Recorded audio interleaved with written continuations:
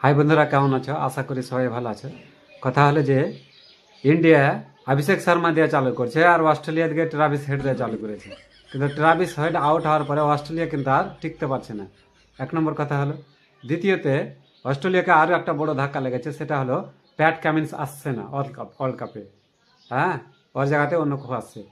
তো ইন্ডিয়া যে কালকে তিরুঅনন্তপুরমে ম্যাচটা খেললে, এই ম্যাচটা কেমন লাগলো? টস দিতে এসেছে, প্রথম ব্যাট করেছে, গুড ডিসিশন। এরকমই ডিসিশনের দরকার, যেহেতু ওয়ার্ল্ড কাপের ম্যাচ আছে তো সামনে। তো ওয়ার্ল্ড কাপের ম্যাচে তো ভাই টস নিজের হাতে লয়। হ্যাঁ, ওই লেগে ব্যাট আগে করাও দরকার আছে। তাহলে কিনা ব্যাট আগে করো, রান করো। দেখো রানে তোমরা 271 রান করে নিলে, মানে কত বড় রান। কতই পিছা করুক 271 রান খেলা চেঞ্জ হয় না, এই লেগে চেঞ্জ হয় না। যে মোটামুটি ধরো যে আইপিএলে একবারই চেঞ্জ হয়েছে, সেটা হলো পাঞ্জাব করেছিল। তো বড় স্কোর যখনই করে নেবে কিনা, পিছের দিকে যতই খুঁটা খাম্বা লেখা হোক, কোনো গল্প নেই আর। হ্যাঁ, তো গুড ডিসিশন, আমি ক্যাপ্টেনের কথা কব, বুঝতে পারলে কিনা।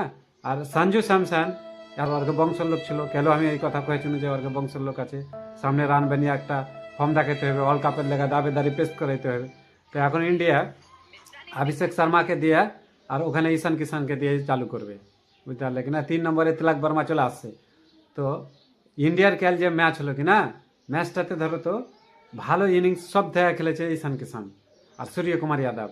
ঈশান কিষানের তারিফ মানে পিকে আছে ভাই এখনো, বুঝতে পারলে কিনা। আর আমার ক্যাপ্টেন সাহেব একদম গজব का ফর্মে আছে, বুঝতে পারলে কিনা। তাহলে ইন্ডিয়া যে এবার ওয়ার্ল্ড কাপ যাবে কিনা, যে খেলবে কিনা, তো জানিয়ে দিয়েছে। দেখো তাহলে স্কোর কার্ডটা একবার দেখা যাক। অভিষেক শর্মা 16 বলে 30 রান করে, তাহলে লকি ফার্গুসন জবরদস্ত বল করে ভাই, লকি ফার্গুসন। কিন্তু বলারের কিন্তু হাল বেহে ছেড়ে দেয় সবারই। সঞ্জু স্যামসনের কিছু করার নেই, যেটাই করছে ওটাই ভুল ওর লেগে। তারপরে ঈশান কিষান যেটা করছে ওটাই সহি, বুঝতে পারলে কিনা। যেগুলাই বল পেয়েছে ওটাই ছক্কা 6-4, বুঝতে পারলে কিনা। সূর্যকুমার যাদব গজব का ফর্মে আছে, বুঝতে পারলে কিনা। হার্দিক পান্ডিয়া কি ফর্ম, মানে 17 বলে 42 রান করে ইন্ডিয়ার। শিবম দুবেও দেখো 2 বলে একটা, ও 6 মেরে হয় কিন্তু কড়া করে দেয়। টোটাল স্কোর ইন্ডিয়ার হয়ে যাচ্ছে 271। বলারেরকে দেখবে তো বলার কেউ বাঁচেনি ভাই। বলারকে সবকে ছিঁড়ে ফেলতে সবাই 50 রানের উপরে, কিন্তু লকি ফার্গুসন একটাই বলার যেটা 4 ওভারে 41 রান দিয়ে 2 উইকেট পেয়ে, বাদ বাকি কেউ টিকেনি, বুঝতে পারলে কিনা। মিচেল সেটনার को এই ফেড়ে ফেলতে হবে ভাই। মিচেল সেটনার আয় চাইছে কাল যে মিশন হয় যেই আসবি বাপ পাহাটি করতে হবে, বুঝতে পারলে। তো নিউজিল্যান্ডও ওরকে ব্যাটিং দিয়ে শুরু করে হলো ভাই, বুঝতে পারলে। টিম সাইফেক আর ফিন এলেন গজব ব্যাটিং করছে একদম, ফিন এলেন। তাহলে ইন্ডিয়ার সাথে সাথে নিউজিল্যান্ডও একটা দাবিদারি পেশ করে দিয়েছে যে আমরাও সেমিফাইনাল থেকে ফাইনালের মানে টিকিট আমার গা আছে আর কি। নিউজিল্যান্ড টিম সাইফেট আউট হয়ে গেলো, তারপরে যে ফিন এলেন চালু করলে কিনা ধাগা খুলে দিলে, তাহলে তারপরে নামকার আর ব্যাটসম্যান পারেনি, বেকার হয়ে গিয়ে। আর 225 বানাচ্ছে। যাই হোক, নিউজিল্যান্ডও একটা ফাইট করেছে, ভালো ফাইট করেছে। এক কথায় ম্যাচ বহুত কন্টেস্টেড হয়নি, কিন্তু মানে আসলে স্কোরই বেশি না, তো কীভাবে কন্টেস্ট হবে? কন্টেস্ট হওয়ার কোনো কথাই লয়। কিন্তু ওদিকে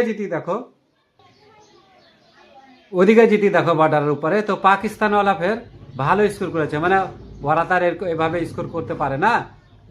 198 স্কোরটা পাকিস্তানের লেগে খুব বড় টোটাল, কিন্তু ইন্ডিয়ার লেগে এটা টোটাল বড় নয়, বুঝতে পারলে কিনা। ইন্ডিয়ার লেগে কি 250 রান, 275, 280 এই ধরনের টোটাল করতে হবে। হয়তো পাকিস্তানের সেমিফাইনাল খেলার চান্স আছে ওয়ার্ল্ড কাপে, বুঝতে পারলে কিনা।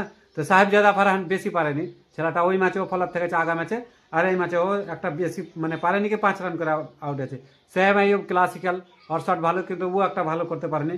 কিন্তু ক্যাপ্টেন সালমান আলী আগা শ্রীলঙ্কাতে যেটা দিয়েছিল কিনা, যে ক্যাপ্টেন ভালো খেলবে 3 নম্বরে এসে, এখানে কিন্তু ধাঁসু খেলে ভাই। 40 বলে 76 রান বানিয়ে 4টা ছক্কা আর 8টা চৌকা মেরা সালমান আলী আগা 76 রান বানাচ্ছে। তাহলে উসমান খান, যাকে নিয়ে আমি বারবার কথা উঠাচ্ছি, উসমান খানও আজ কিন্তু সবার মুখে তালা মেরেছে, বুঝতে পারলে। আর সাদাব খান এক কথায় অস্ট্রেলিয়া কিন্তু নিষ্প্রনাবোধ হয়ে গিয়ে ওরকে স্পিনারের সামনে। ওরা তেজ বলার ওর কাছে নাসিম শাহ ছিল, ফাহিম আশরাফ, কিন্তু নাসিম শাহকে 1 ওভার বল করাচ্ছে, বাদ বাকি স্পিনার লুটেলে হারা।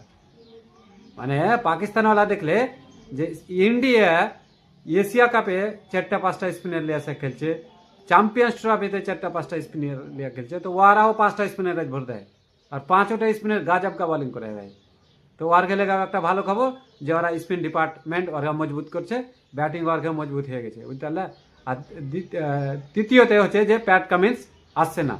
প্যাট কামিন্স এই লেগে আসছে না যে ওর ইঞ্জুরির ইস্যু ছিল, তো ওটা ক্লিয়ার করে দিয়েছে অস্ট্রেলিয়াওয়ালা যে প্যাট কামিন্স আসছে না। ওর জায়গাতে ডসেস কহে কি একটা নাম আছে, ছেলেটা খেলবে। আর কনসার্ন আছে জস হেডলে হুজ লিয়া ওরাও, ও মনে হয় সম্ভবত মানে এবার ওয়ার্ল্ড কাপে চান্স বহুত কম আছে। দেখো ইঞ্জুরিতে ও আছে, লেকিন এক কথা ইঞ্জুরিতে এসে ওয়ার্ল্ড কাপের ভালো ভালো টিম কিন্তু মানে পারে না আর কি। তো যাই হোক, তোমরা যদি ইউটিউবে দেখছো তাহলে সাবস্ক্রাইব করো, আর ফেসবুকে দেখছো ফলো করলাও, কমেন্ট অবশ্যই করো। আর একটা প্রশ্ন ছিল আমার, এর আগে আমি প্রশ্ন করেছিলাম আর উত্তর এখনি কোথাও দেয়নি, যে কোন এমন ওয়ার্ল্ড কাপ 50 ওভারে যে ইন্ডিয়া বাউন্ডারি দিয়া স্কোর কার্ড চালু করেছিল, অবশ্যই জানাবে কমেন্টে। ঠিক আছে ভাই।